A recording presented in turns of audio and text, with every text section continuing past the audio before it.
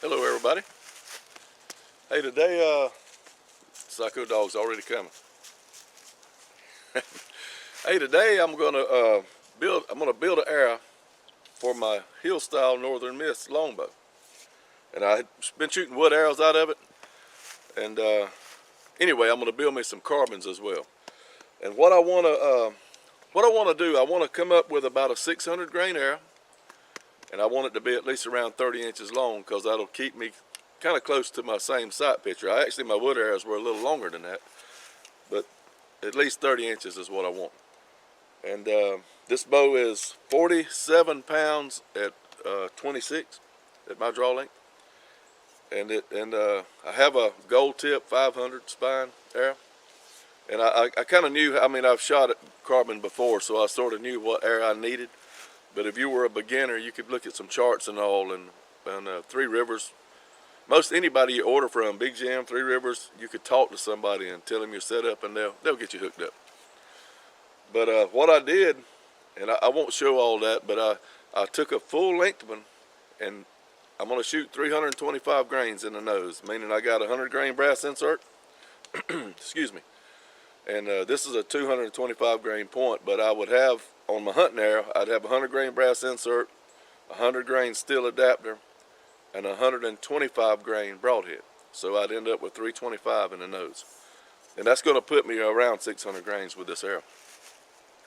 So I shot a full length arrow, and it showed, and when you shoot, a right-handed guy, if the arrow kicks, like if I shoot at the target and the arrow kicks tail left, that means it's weak. And I like white knocks because I can see that. I don't care how they impact in the target. I'll see it in flight. If it kicks tail left, it's weak. Tail right, it's stiff. In my case, the full length arrow kicked way tail left. So I cut it down 1 inch, and it still kicked about as much. So I come down another inch, and then that got it pretty close. And then I come down about another quarter, maybe a little more, I didn't measure, and it's shooting like a bullet. So with the bare shaft, and it ended up being right at 30 inches, but with the bare shaft shooting like a bullet with no feathers, I can put feathers on one and it'll shoot any broadhead made pretty much that weighs the same. And so that's how I go about tuning my arrows. And I'll actually shoot, actually the one I cut down that I weighted up, this is a regular hunting arrow. All I got to do is unscrew that and put a broadhead on it. And I cut it down and shot it a lot. That's what I want.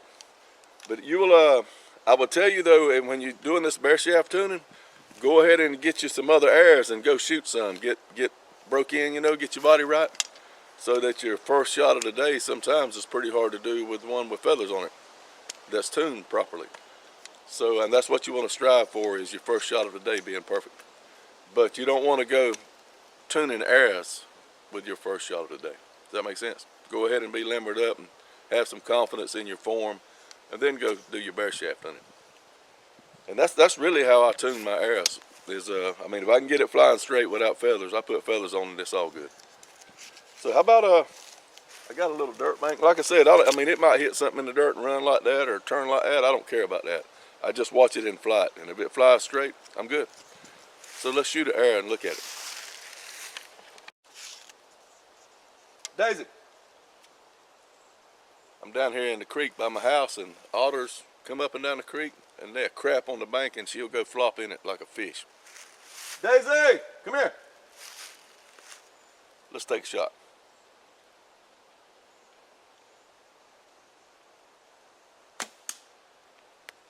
Shot like a bullet. You might have noticed I shot split finger. I did my video on gap shooting and all that, shooting 300, and I had to shoot 300 a lot this year because I had my finger was bothering me. But I don't like to shoot like that. I like to shoot split finger. And you say, well, how do you gap shoot? I'll do a video on that. I've did a lot of reading and all, and it seems that the way that I shoot is called split vision. And that's what it's called anyway. I still know where my point's at and all that, but I like shooting split finger better. Here's our bare shaft. See if we can shoot it right there by that the one we just shot.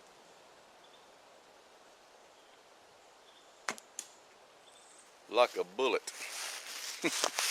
That's how I tune my arrows to my bow, and hope this helps somebody. Number one, you know, you gotta, if you snatch or jerk, you can't do no tuning. You shoot with good form, and you get them shooting bare shaft.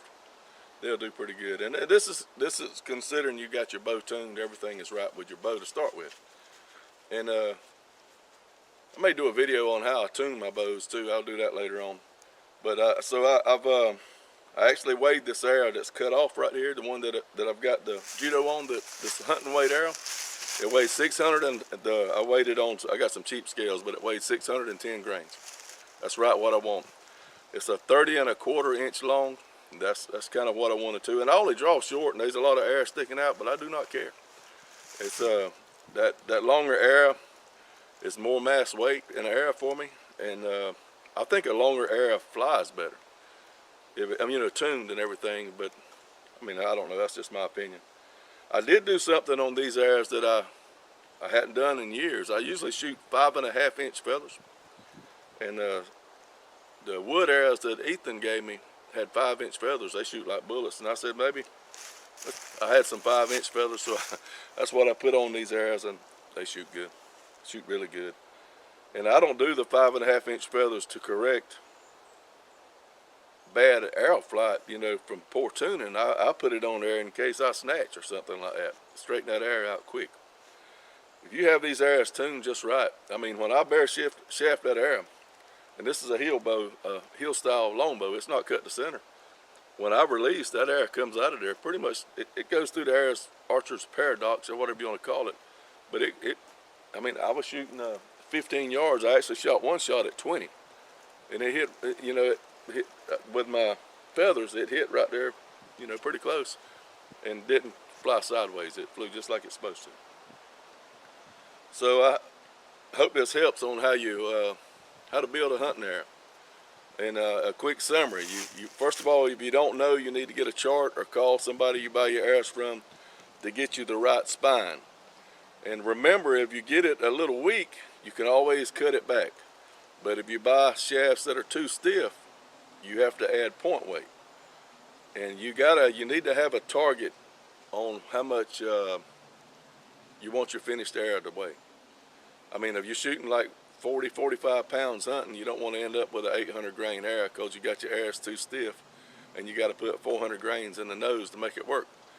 So you know, you want to have like I told you, when I started, I was after a 30 inch arrow, around 600 grains, and that's pretty much exactly what I got right there.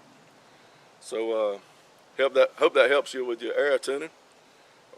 And we fixed to put all this stuff up, go in there and cut the rest of them arrows. I already flexed all of them but 2 or 3, and put some broadheads on them.